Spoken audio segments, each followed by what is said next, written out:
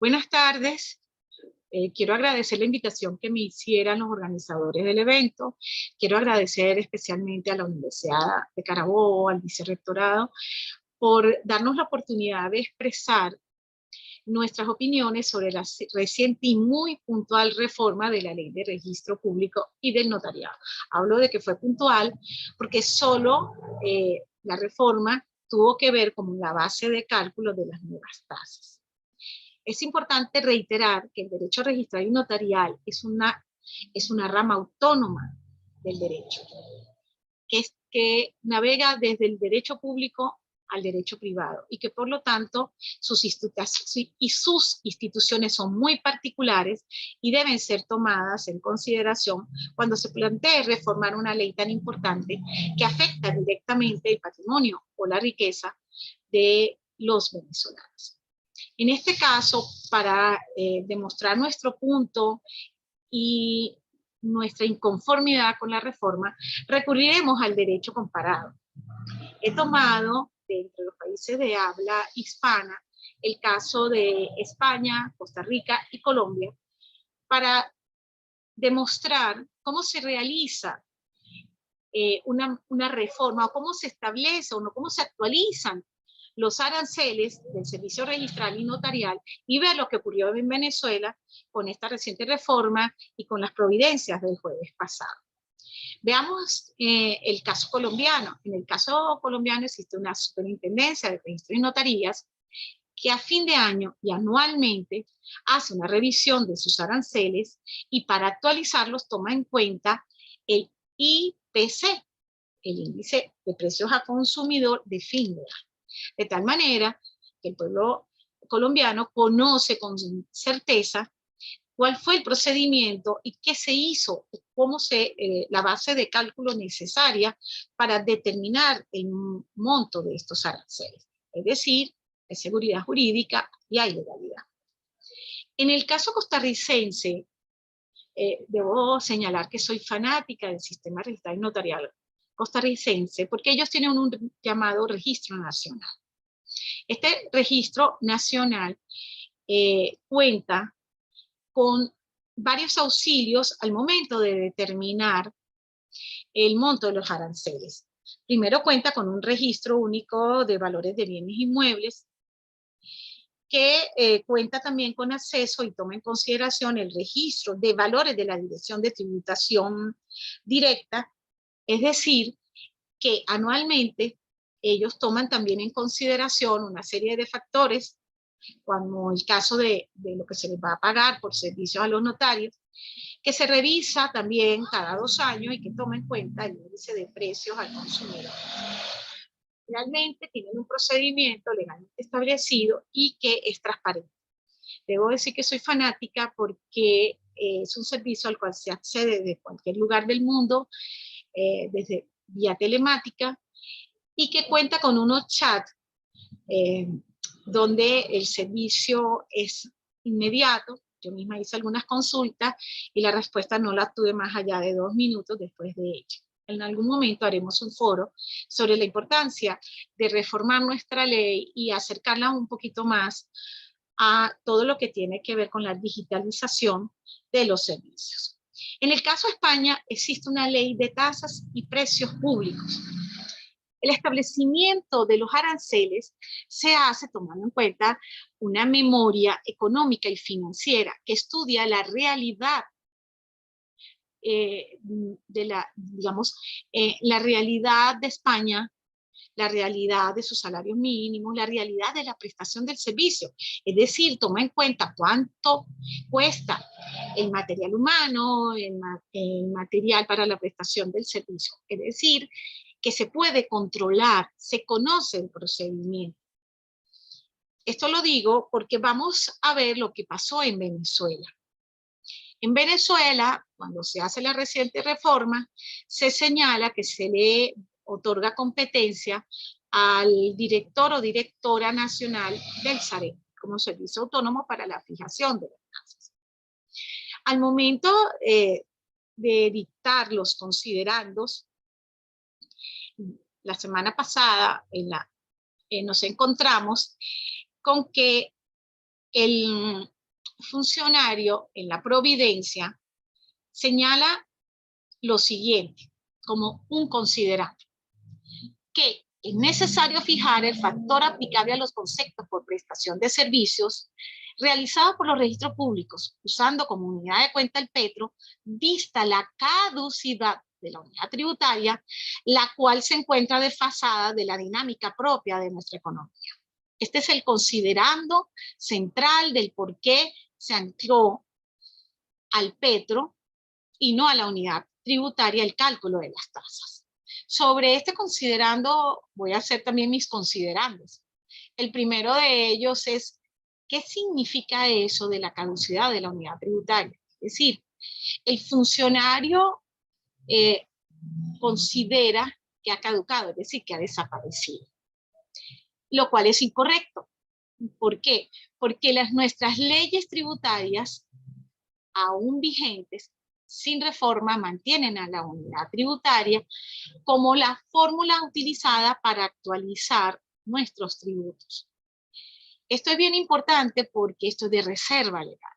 Así que no puede una providencia declarar la caducidad de la unidad tributaria.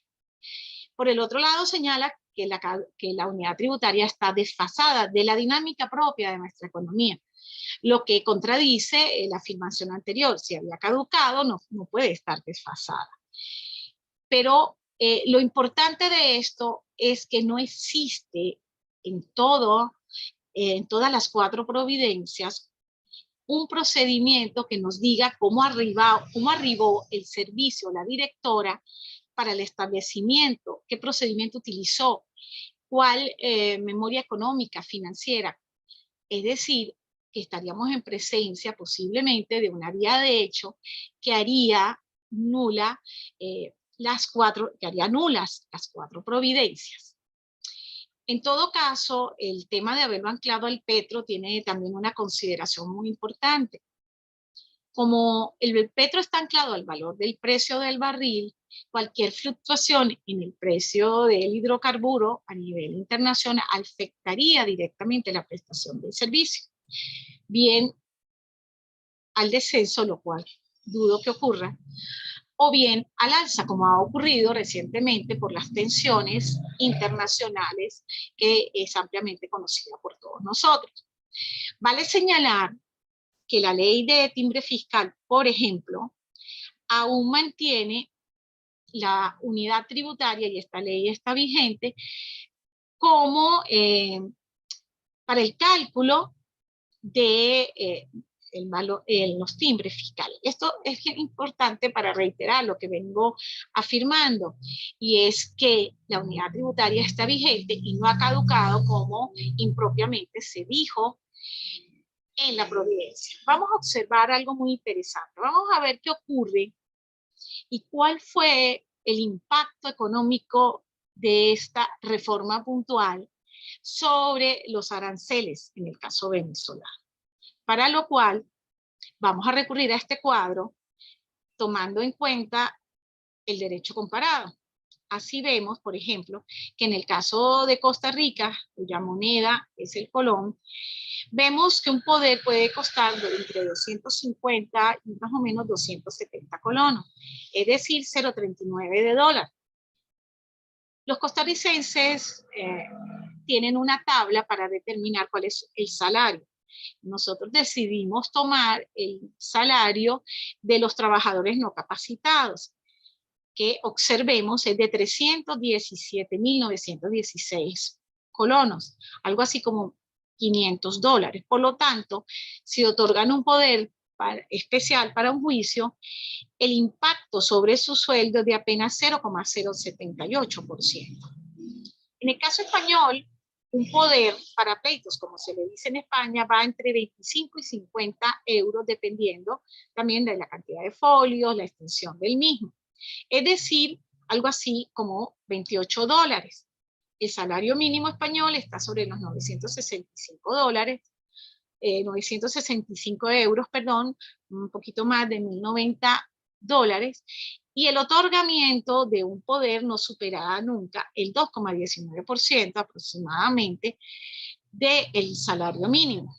En el caso colombiano, un poder va entre 62.700 pesos colombianos hasta 170, 140, dependiendo de la extensión. Y su monto en dólares es más o menos 15 a 16 dólares. Su salario mínimo es de 1 millón de pesos, algo más o menos de 252 dólares aproximadamente, y el otorgamiento del poder representa el 6,27% de su salario mínimo. En el caso venezolano, como lo vemos, y como quedó reflejado, el monto en bolívares del otorgamiento de un poder especial es de 5,5 bolívares, su monto en dólares es de 1,2, nuestro salario mínimo es de 7 bolívares, es decir, 2 dólares, y no voy a señalar, o no se señaló, es profeso en el cuadro cuánto es el impacto de otorgar un poder, porque la idea es que todos reflexionemos sobre este punto. Todas estas afirmaciones me llevan a plantear una serie de vicios que contiene entonces estas providencias y que deberán ser consideradas por los legisladores, que son los encargados de proteger la legalidad, la constitucionalidad de las leyes. También podrá ser considerado por la sala constitucional para aquellos que pretendan la nulidad, o por la sala política, dependiendo de la competencia. Pero estamos claros que en el caso venezolano estamos en presencia de una típica vía de hecho, porque las tasas fueron establecidas en un procedimiento que permita el control y conocer las razones que llevaron al SAREN a establecerlas en estos modos. Realmente hago un llamado a las aspiraciones que queremos, sobre las reformas que aspiramos para nuestra ley de registro público y notariado. No es solamente el aspecto económico.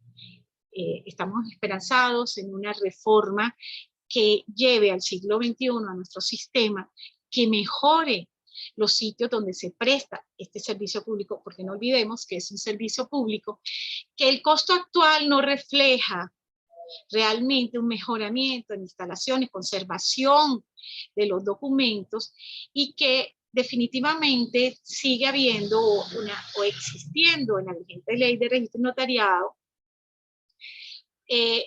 la preservación de la idea del folio personal, a pesar de haber dado un avance importante sobre el folio real. Debemos tomar en cuenta que para esta ley debe ser incorporados no solo los procedimientos, cómo se determinarán las tasas, sino realmente todos los procedimientos que tengan que ver con la nulidad de los asientos registrales, los lazos para interponerlos, y toda una serie de consideraciones que ha sido desarrollada por la jurisprudencia de la sala político-administrativa, de la sala constitucional, incluso de la sala civil, porque dependiendo si se trata de asuntos relativos a inscripciones sobre particulares o del Estado, las competencias son de una y otra. Estas son nuestras aspiraciones, una verdadera reforma que tome en cuenta las necesidades de los venezolanos, de los administrados, de los abogados, de los notarios y de los funcionarios que prestan su servicio. Agradeciendo la oportunidad nuevamente, debo enviarle un mensaje a los legisladores, a los jueces, a los magistrados, que en su oportunidad van a conocer, sin duda, de la impugnación de estas providencias y eventualmente de la ley, para que hagan brillar la justicia social, que es la que se pregona en nuestro texto constitucional. Una vez más, gracias a los organizadores y una vez más, gracias a la Universidad de Carabobo. Muchísimas gracias. Feliz tarde.